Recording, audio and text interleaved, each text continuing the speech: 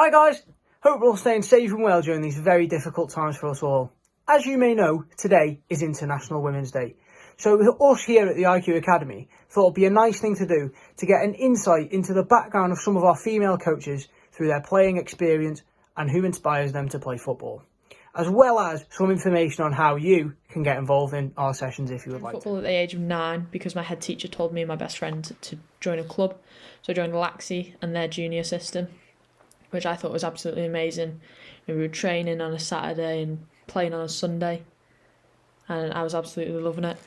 I found that it was really important to have that push from my head teacher at the time, because I wouldn't have found who I was as a footballer or who I am now as a footballer if I didn't have that little push to get into the whole island system as a youngster.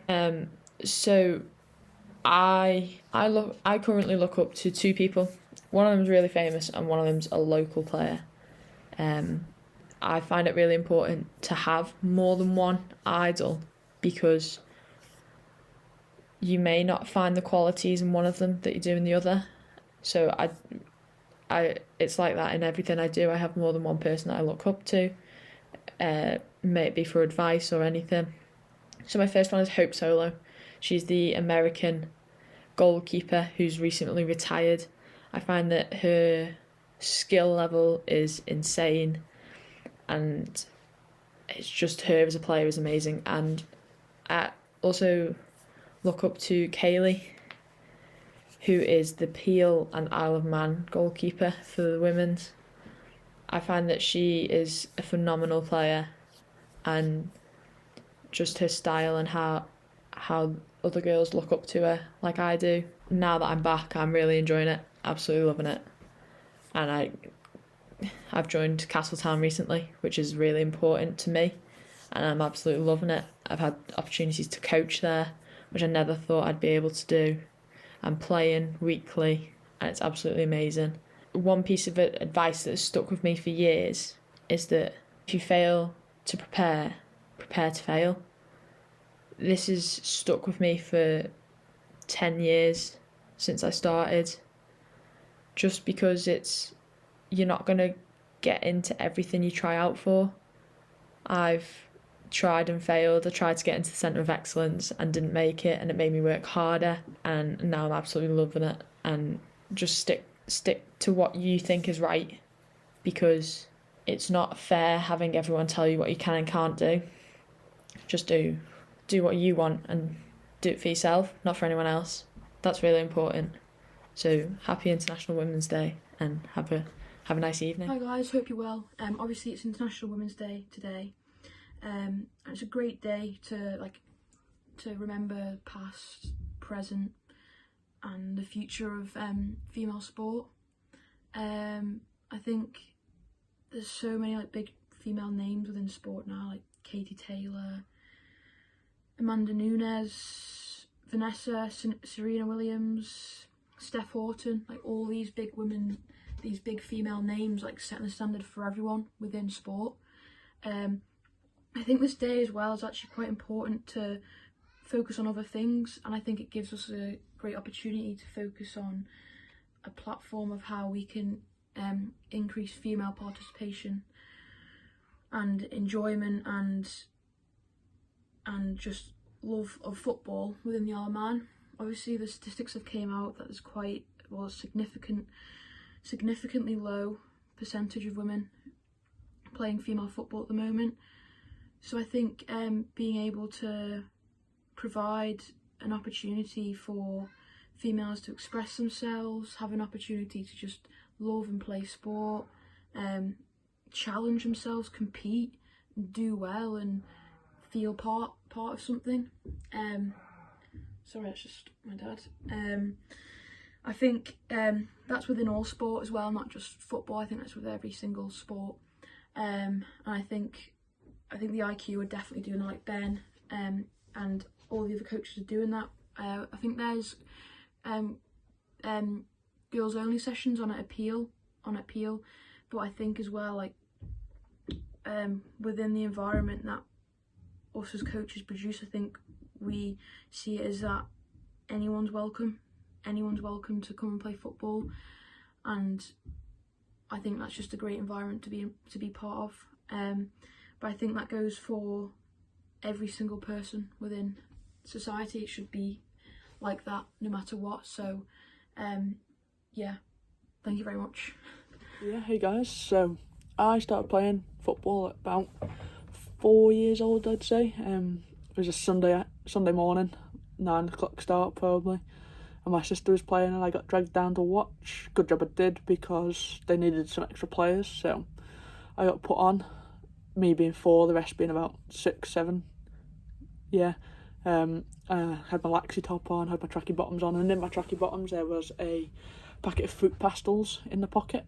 So just casually, as you do, halfway through the game, I just stopped to eat the fruit pastels, totally oblivious to what was going on around me. I was quite happy eating my fruit pastels. I can't say much has changed there either, but from then on I've played football ever since, whereas my sister stopped to move on to other sports. I've only ever played football really. Moved through the junior setup at Laxey and didn't leave. Started at 4, finished at 16 at Laxey. Moved to Corinthians and played there for half a season when I turned 16. Then moved on to another club and then went back to Laxey a couple of seasons later, played at Laxey for a season, and then now I'm moved to the other end of the island and playing for Colby, where I'm quite happy now. Understanding of my situation of not being able to train because of work, but I still play most Sundays, well, when we can. Still enjoy it. That's the main thing, I think. That's probably one of the reasons I play football, other than the social side of it. Love the bit of banter that we have with the girls. But yeah, I mainly play now to get fit and enjoy it, have a bit of fun. Obviously I work very well and truly in with football, so I've got quite a good background to football, and I love all of it. I like watching it on the TV, I like playing it, I like coaching it. It's not a lot I don't like about football anymore, so it's a massive thing. I've represented the Isle of Man for, I think I did it for 3-4 years, playing across with the Isle of Man team, so I've met a lot of girls who play over here, older and younger, who are still playing through that. Yeah, and here I am coaching now, so happy days. Hello again, and happy National Women's Day. This day is very important and it means a lot, especially in football as well, with the movements of women's football and how women are seen as coaches, managers in football. So yeah, I hope in the future we see loads more coaches that are women, loads more female players. There is a good base of female coaches at IQ Academy, and I think that is incredible, because as a young female coach in the past, I've been intimidated by parents. Nothing personal, I mean just when you're young and you're a girl and you're coaching football, it can be intimidating with all the parents watching you. You have a thought in your head that you think that they see you as less of a coach, but I have grown to realise that that's not the way it is in all cases anyway. In some cases women coaches do experience discrimination, but in most cases we're just as good as the men. So yeah, happy National Women's Day, and I hope everyone has a good day. Hi guys, happy International Women's Day. My name's Stevie and I started playing football when I was about 8 or 9 years old, when I played for the school team at Cronkerberry. Shortly after that, because I loved it, I went down and played for Laxey, and I'd stayed at Laxey right up until I was 16. I went and played for the boys team, starting at under 13s and right up until the end of under 16s.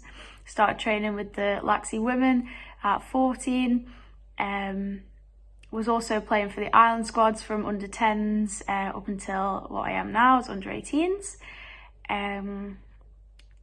I was really fortunate that on a trip with the Island squad, we were playing against Chester FC in the UK, and they ended up having a chat with me, and we arranged for me to come over and do some trials, and I ended up signing on for them in 2019, and I played for them for a season over there, and that was just amazing. Didn't think I'd be able to ever do anything like that with my football, but that's what I want to do.